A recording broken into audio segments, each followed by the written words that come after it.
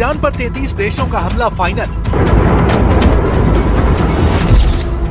Iran मारेगा, America तड़पाएगा। Germany देगा साथ, ब्रिटेन करेगा बर्बाद।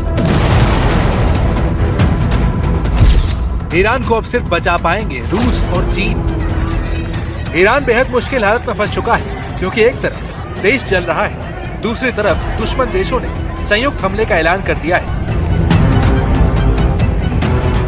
अमेरिका ने जैसे ही सबसे भयानक हमलों से ईरान को तबाह करने की धमकी दी, नेटो देशों और इजराइल ने सुपर पावर से पहले ईरान को बर्बाद करने की तैयारी शुरू कर दी है। टाइम्स ऑफ इजराइल की हेडलाइन देखी, इजराइल डिफेंस फोर्स का प्लान समझ में आ जाएगा।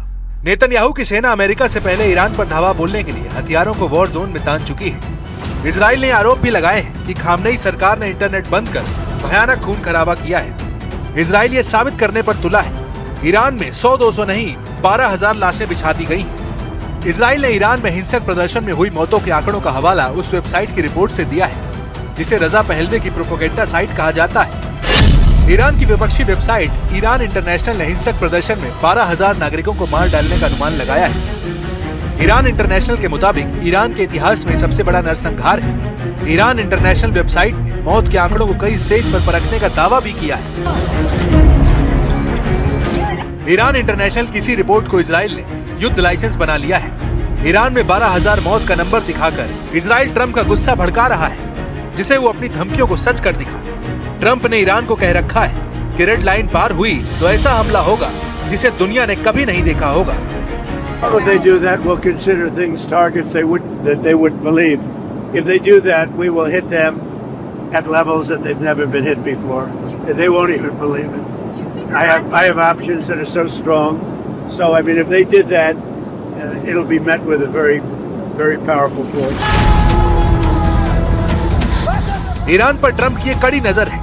वो हर दावे को कसौटी पर तौल रहे हैं। ट्रंप को अभी यकीन नहीं हो रहा है कि ईरान में 12,000 मौतें हुई हैं, क्योंकि नॉर्वे के संगठन ईरान ह्यूमन राइट्स की रिपोर्ट बताती है कि ईरान हिंसा में अब तक आधिकारिक तौर पर सिर्फ 648 मौत दर्ज की गई हैं। मरने वालों में 9 नाबालिग भी बताए जा रहे हैं।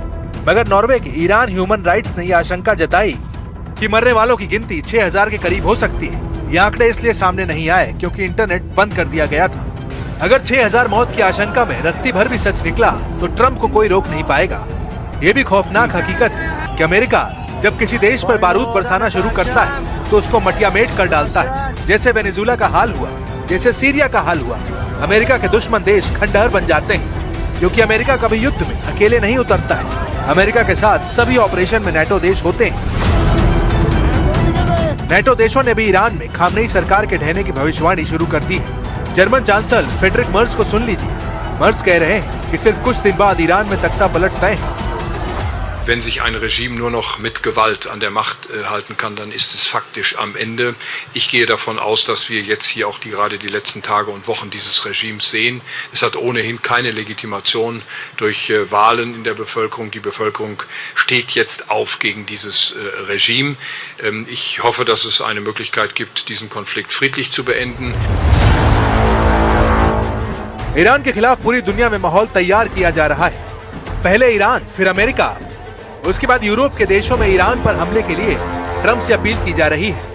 ये लंदन है, जहां ढोल नगाड़े बजाकर सुप्रीम लीडर खामनेई की तस्वीरें जलाई जा रही हैं। ये अर्मानिया है, जहां ईरान की कट्टर हुकूमत को उखाड़ फेंकने की मांग हो रही है। ईरान के अंदर हिंसक आंदोलन रुक जाने का दावा भी अब सवालों में, क्योंकि कुछ नए वीडियो सामने आए जिनके दृश्य डरावने हैं। 12 जनवरी को इंटरनेट से पाबंदी हटने के बाद अब ईरान में हिंसक प्रदर्शन के नए वीडियो रिलीज होने लगे। सोशल मीडिया में वायरल कई तस्वीरें कलेजा कपाने वाली हैं, जिसमें एक तेहरान के लिए तिर स्क्वायर के पास का ये वीडियो है, जिसमें उग्र भीड़ ने एक गाड़ी को आग के हवाले कर दिया है। आगजनी के बीच तिर स्क्वायर पर लगातार गोलियों की तड़तड़ाहट सुनी जा सकती है। सोशल मीडिया में वायरल ईरान हिंसा के बाद का ये वीडियो सबसे डरावना है। मुर्दाघर के इस वीडियो में लाशों का अंबार लगा है। वायरल वीडियो तेहरान के कहरीजाक फॉरेंसिक मेडिकल सेंटर का बताया जा रहा है। राइटर्स ने तेहरान मुर्दाघर के वीडियो की पुष्टि इलाके की सैटेलाइट इमेज से मिलान के बाद की है। ईरान में मिल रहे मुर्दा प्रदर्शनकारियों के शवों से उस पर हमले का खतरा बढ़ता जा रहा है। व्हाइट हाउस प्रवक्ता कैरोलिन लेविट ने साफ कहा कि प्रेसिडेंट ट्रंप ईरान पर हवाई हमले का फैसला जल्द ले सकते हैं।